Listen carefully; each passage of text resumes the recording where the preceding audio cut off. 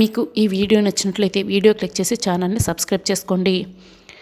ఇక దివ్యాంక కౌశికితో చెప్తూ ఉంటుంది. ఇప్పుడు నేను చెప్పిన మాటలనే సురేష్ కూడా చెప్తాడు. కావాలంటే నీ చెవులతో నువ్వే విను కౌశికి అని, మాట్లాడు సురేష్ మాట్లాడు అని దివ్యాంక ఫోన్ని సురేష్ చేతికి ఇస్తూ ఉంటుంది.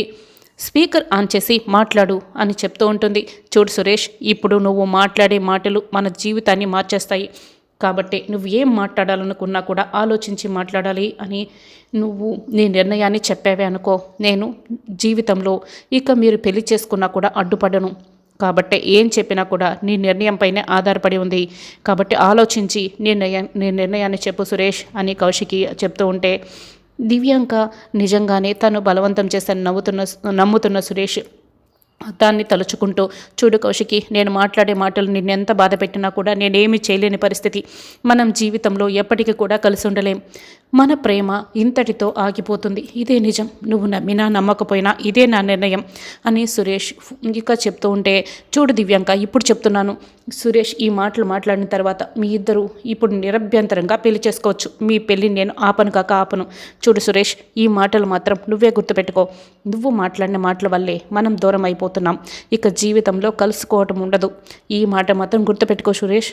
చూడు దివ్యాంక, ఇక నువ్వు పెళ్లి చేసుకోవచ్చు. చెప్పాను కదా నేను అడ్డుపడనని అని కౌశికి చెప్తుంది. ఇది వింటున్న యువరాజ్ నిషి అయితే చాలా సంతోషంగా ఉంటారు. కౌశికి అయితే బాధపడుతూ ఫోన్ యువరాజ్ చేతికి పెట్టేస్తుంది.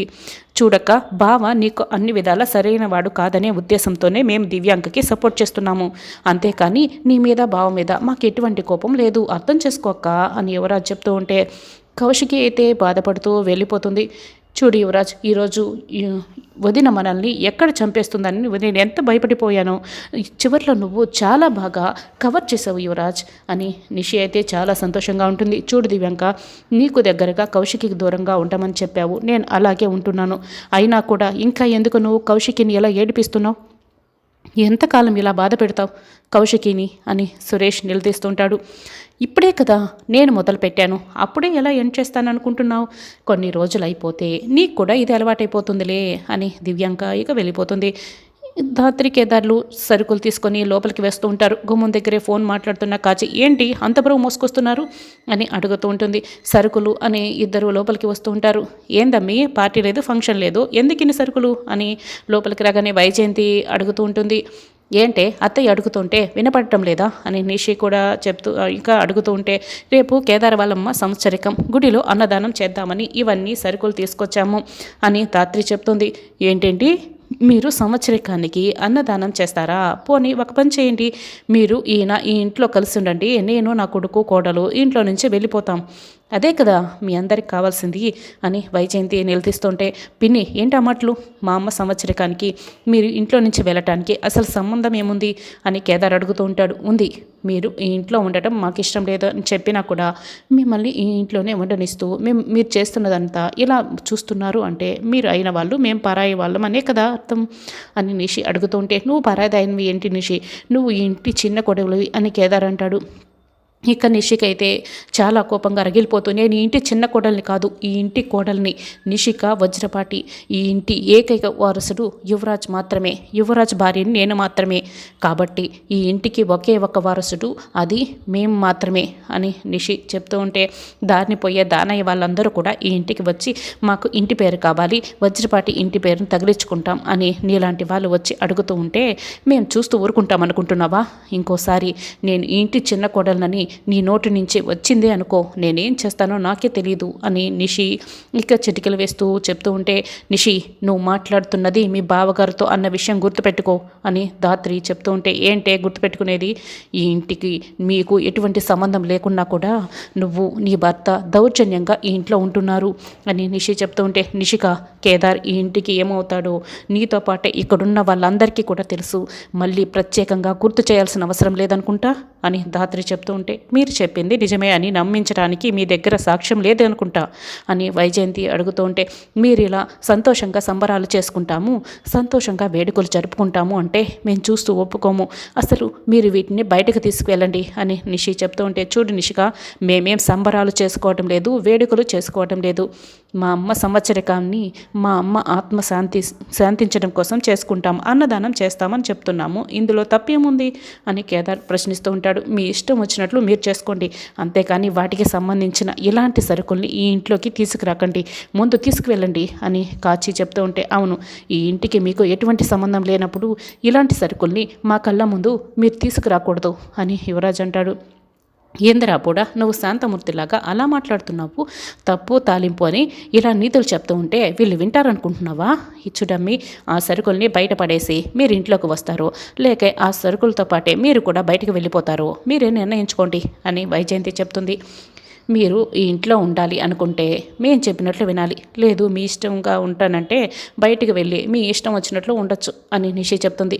ఇది చాలా తప్పు నిషి అని ధాత్రి చెప్తూ ఉంటే, తప్పుల గురించి నువ్వు చెప్పాల్సిన అవసరం లేదు అని ధాత్రి ఇక నిషి చెప్తూ ఉంటుంది. మీరు ఇంట్లో ఉండాలనుకుంటే సరుకులు బయటపడేయండి అని నిషి ఇక కుండ్ర బద్దలు కొట్టినట్లు చెప్పేస్తుంది. ఏంది బో, ఏం మాట్లాడుకుంటా అలా కూర్చొని వింటున్నావు? వాళ్ళని ఆ సరుకుల్ని బయటపడేయమని చెప్పు, నీకే బో చెప్తున్నది అని వైజయంతి అడుగుతూ ఉంటే, నాన్నని కన్విన్స్ చేసి అమ్మకి పిండం పెట్టించలేకపోతున్నాను అని రాత్రి మాట్లాడిన కేదార్ మాటల్ని సుధాకర్ గుర్తు చేసుకుంటాడు. ఈరోజు ఇంట్లోకి సరుకులు తీసుకొచ్చారు, రేపు ఇంట్లోనే పిండ ప్రదానం చేస్తారు, అన్నదానం చేస్తారు, మర్యాదగా వాళ్ళని వెళ్ళమని చెప్పు నువ్వు చెప్పు అని వైజయంతి అడుగుతుంటే, నేను మాట్లాడడం మొదలు పెడితే ఇక్కడ చాలామంది గుండెలు పగిలిపోతాయి వైజయంతి, ఎందుకనే మంచిది నేను మాట్లాడకపోవడమే మంచిది, నేను చెప్పినా వాళ్ళ ఇష్టం వచ్చినట్లే చేస్తారు కదా, కాబట్టి నేను మౌనంగా ఉండడమే మంచిది అని సుధాకర్ చెప్తాడు. పెదనాన్న మాటలేంటి, వాళ్ళని బెదిరించినట్లు కాకుండా మనల్ని బెదిరించినట్లున్నాయి అని కాచి అంటూ ఉంటుంది. వైజయంతి అయితే కోపంగా ఉంటుంది. ఏంటే ఇంకా చూస్తూ నిలబడి ఉన్నారు, మర్యాదగా బయటపడేవే అని ధాత్రి చేతిలో ఉన్న బ్యాగ్ని నిషి లాక్కుపోతూ ఉంటే, నిషి వదులు అని ధాత్రి బ్యాగ్ని లాక్కునేస్తుంది. దాంతో నిషి అయితే కాస్త కింద పడిపోతుంది. నిషి ఏమైనా దెబ్బ తగిలాయా అని ధాత్రి అడుగుతూ ఉంటుంది. ఏంటే నన్ను తోసేసి మళ్ళీ ఏమీ తెలియనట్లు దెబ్బలు తగిలాయా అని ఎలా అడుగుతున్నావు? ఎంత ధైర్యం ఉంటే నువ్వు నన్నే తోస్తావే? అయినా డబ్బు కోసం మీ అమ్మ పరువుని ప్రతిష్టని నా నట్టింట్లో నిలబెట్టి మీ అమ్మకి మా మామయ్యకి అక్రమ సంబంధం అంటకట్టే తర్వాత కూడా నువ్వు అన్నదానాలు చేస్తుంటే మీ అమ్మ ఆత్మ శాంతిస్తుందా అని నిషి కేదార్ని ప్రశ్నిస్తూ ఉంటుంది. ధాత్రి కంటే ముందుగా కౌశికి చాలా కోపం వస్తుంది. ఇక సోఫాలో కూర్చున్న కౌశికి వెంటనే నిషి దగ్గరికి వస్తుంది. నిషి అని నిషి చెంప పగలు కొడుతుంది. ఇక అందరూ అయితే షాక్ అయి చూస్తూ ఉంటారు. అక్క అని యువరాజ్ గట్టిగా అరుస్తూ ఉంటాడు. నువ్వు నోరు మొయ్యి, అయినా ఈ పని చేయాల్సింది నేను కాదు నువ్వు. నిషి మాట అదుపులో పెట్టుకోమని నీకు ఇంతకు ముందు కూడా చాలాసార్లు చెప్పాను, కానీ నువ్వు మాట అదుపులో పెట్టుకోవడం లేదు. ఎలా మాట్లాడుతున్నావో చూడు, ఇంకోసారి ఇలా కొట్టడం కాదు ప్రాణాలే తీసేస్తాను. అయినా ఈ ఇంటి వజ్రపాటి ఇంటి కోడళ్ళని నువ్వు చెప్పుకోవడం కాదు, ఆశయాన్ని ముందు తీసుకువెళ్ళేలా ఉండాలి, ఇలా మంట కలిపేలా ఉండకూడదు, మాటల్లో అయినా చేతల్లో అయినా అని కౌశికి వార్నింగ్ ఇస్తుంటే, ఏంటొదినా నేను ఇంటికి కోడలుగా పనికిరానా? ఇంకెలా ఉండాలి, జగదాత్రిలానా అని నిషి అడుగుతూ ఉంటే, నిషి ఏదైనా మాట్లాడే ముందు కాస్త ఆలోచించి మాట్లాడు, కోపంతో మాట్లాడకు అని ధాత్రి చెప్తుంది. చూసావా, ఇప్పుడు అది నేను కోపంతో మాట్లాడుతున్నాను, అసలు ఆలోచించమని నాకే చెప్తుంది, రేపు నేను ఈ ఇంటి కోడల్నే కాదని చెప్తుంది అని నిషి అడుగుతుంటే, అమ్మే నిషి ఈ గొడవ ఎక్కడి నుంచి ఎక్కడికో వెళ్తుంది, కాస్త ఊరుకుంటావా అని వైజయంతి చెప్తూ ఉంటే, మీరాగండి అని నిషి వైజయంతికి కూడా చేతిని అడ్డు చూపిస్తుంది. మీరు ఎలా అందరికీ అన్యాయం చేస్తూ ఉంటారు కాబట్టి మిమ్మల్ని పెళ్లి చేసుకున్న మీ భర్త మీతో కలిసి కాపురం చేసి ఉండలేనంటూ ఆ దివ్యాంకని పెళ్లి చేసుకోబోతున్నాడు, మీతో ఉండలేనని మిమ్మల్ని వదిలించుకొని ఆ దివ్యాంగత వెళ్ళిపోతున్నాడు. ముందు కంట్రోల్ తప్పిన మీ కాపురాన్ని మీరు నిలబెట్టుకోండి వదిన, తర్వాత యువరాజ్కి నన్ను ఎలా కంట్రోల్లో పెట్టుకోవాలో చెప్దురు కానీ, అయినా మీలాంటి స్వార్థపరులతో కొన్ని రోజులే కలిసి ఉండలేకపోతున్నాము, అమ్ము ఇక జీవితాంతం కలిసి ఉండాలి అంటే అది సాధ్యమయ్యే పనే, అందుకే అన్నయ్య మంచి నిర్ణయం తీసుకున్నాడు అని నిషి చెప్తూ ఉంటే, కౌశికి అయితే ఇక బాధపడుతూ కార్ దగ్గరికి వచ్చి నిలబడి చాలా బాధపడుతూ ఉంటుంది. ధాత్రి నిషి దగ్గరికి వస్తుంది. అసలు నువ్వు మనిషివేనా అని వేలు చూపిస్తూ ఇక బాగా తిడుతుంది. కౌశికి దగ్గరికి వస్తుంది.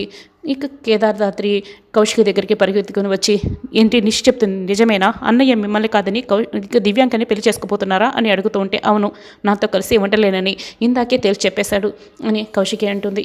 అన్నయ్య మాట్లాడిన మాటల వెనుక ఉన్న రహస్యం ఏమిటో మాకు 1 గంట సమయం ఇవ్వండి, మేము అన్నీ కూడా తేల్చేస్తాం, మీరు తొందరపడి ఏ నిర్ణయం తీసుకోకండి అని కేదార్ ధాత్రి ఇద్దరు కూడా బతిమలాడుకుంటారు. అలాగే నేను కౌశికి చెప్తుంది. సురేష్, నేను బ్యాగ్ మొత్తం సర్దేసుకున్నాను, నువ్వు కూడా నీ బ్యాగ్ సర్దుకో, మనం కొచ్చికి వెళ్తున్నాం, అక్కడే పెళ్లి చేసుకుంటున్నాం అని చెప్తూ ఉంటే, ఏంటి ఇప్పటికిప్పుడు కొచ్చికి వెళ్ళి కేరళలో మన పెళ్లి జరుగుతుందా? విడాకులు రాకుండానే ఇలా పెళ్లి చేసుకోవాల్సిన అవసరం ఏముంది? ఇది కరెక్ట్ కాదు, కొన్ని రోజులు ఆగు దివ్యాంక అని సురేష్ బతిమలాడుకుంటుంటే, నేను ఆగినా కూడా నా కడుపులో పెరుగుతున్న బిడ్డ అయితే ఆగదు కదా, ఇంకొన్ని నెలలు పోతే కడుపు ముందుకొచ్చేస్తుంది, అప్పుడు నీ వల్లే నేను కడుపు అయ్యానని అందరికీ తెలిసిపోతుంది, అప్పుడు కౌశికి ఎలాగో నిజం తెలుస్తుంది, అయినా మనం పెళ్లి చేసుకుంటే కానీ కౌశికి మనకు విడాకులు ఇవ్వదు, నువ్వే ఆలోచించుకో అని దివ్యాంక అంటుంది. సురేష్ అయితే ఇంకేం మాట్లాడుకుంటా బ్యాగ్ సర్దుకుంటాడు. ఇద్దరు కూడా బ్యాగులు పట్టుకొని హాల్లోకి వస్తారు.